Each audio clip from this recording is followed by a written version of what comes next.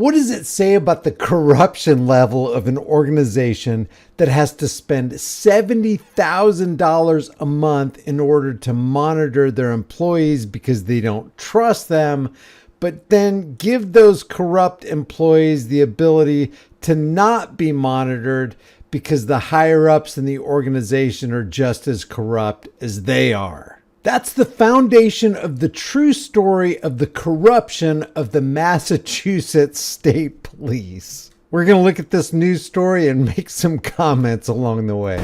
Nearly $70,000 a month in taxpayer money. That's how much the Massachusetts State Police spends to track troopers on the road. The GPS system is supposed to boost transparency and accountability, but 25 Investigates found it can be defeated with the flip of a switch. Here's investigative reporter Ted Daniel. You want us to be transparent and accountable? Well, it's going to cost you $70,000 a month, which means we got to shake down the people we're protecting and serving even more than we've already been shaking them down. We begin this story with a name you're likely familiar with, Michael Proctor. He's the former state police detective fired for conduct revealed in Karen Reed's first trial.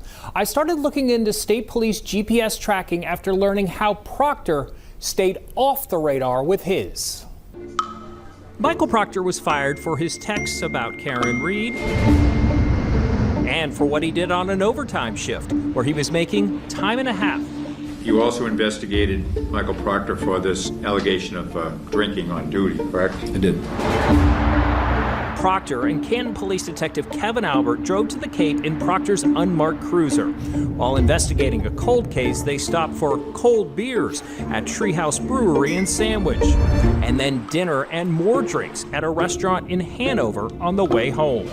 On the clock, in a patrol cruiser.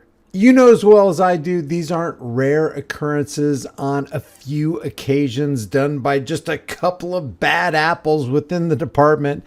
This happens all the time. We can point it out with behind the desk State Trooper Brian Fahey making $85,000 a year just in overtime as one of many, many examples. This happens in Georgia, California, Mississippi, Ohio. It's everywhere. It's epidemic, and mountains of cash are being raked in by the parasitic law enforcement class. They're the thin blue line, overtime raking heroes we never asked for.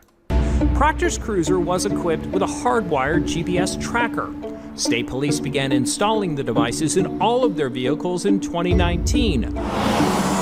The initial cost, $225,000. So I believe that this is an important step forward for the department, an important resource for the department. Then Colonel Christopher Mason touted it as an accountability tool, following the overtime fraud scandal that rocked the agency in 2018. So we'll now have the ability to track historical time and attendance.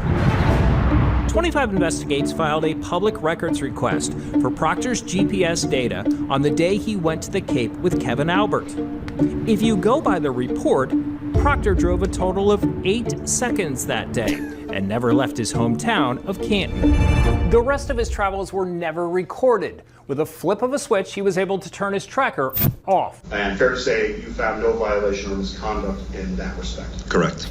Michael, would you like to make any comment? Proctor was never disciplined for turning off his vehicle locator because he was authorized to. You can't shut your radio off, so why would you shut that off? Dennis Galvin is a retired state police major and president of the Massachusetts Association for Professional Law Enforcement. There are roughly 3,000 state police vehicles with GPS locators on the road. 25 Investigates found 418 of them have a kill switch. Yeah, Sarge, I'm going out on patrol today, to do a couple of cold beer cases. Well, I'd like to take one of those vehicles right there if you don't mind. Sure, Fred, go ahead and take it. They ain't got kill switches for nothing. So they invest millions upon millions of dollars for dash cams, body cams, GPS trackers, and they all have the capability of turning them off and concealing their actions from the public who's been extorted to invest all this money to make them accountable? An agency spokesperson says tracking can only be disabled with a supervisor's permission. and only in sensitive investigations where location data can put people at risk. We asked Galvin about that. You could wind up disclosing information about critical witnesses or even informants and things like that. And those are things that it would be in the department's interest to make sure that weren't available. But the switch can be abused. A state police internal affairs report from 2021 says then Trooper Dwayne Correa had his gun stolen out of his unmarked cruiser following a night of drinking in Providence.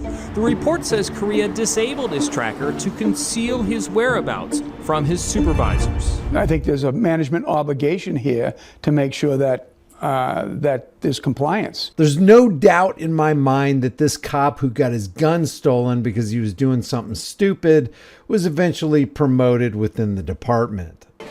State police denied our request for a list of all the vehicles where tracking can be shut off, calling it detrimental to the security and safety of uniformed members. Wait a second, we got a FOIA request here. It says they want to find out what cars actually have the GPS systems. Well, let's go ahead and deny that. You said you were interested in accountability. You said you wanted to make yourself more transparent to the public. You said you wanted to build that bridge of trust between the Thin Blue Line gang members and the people that you're supposed to be protecting and serving.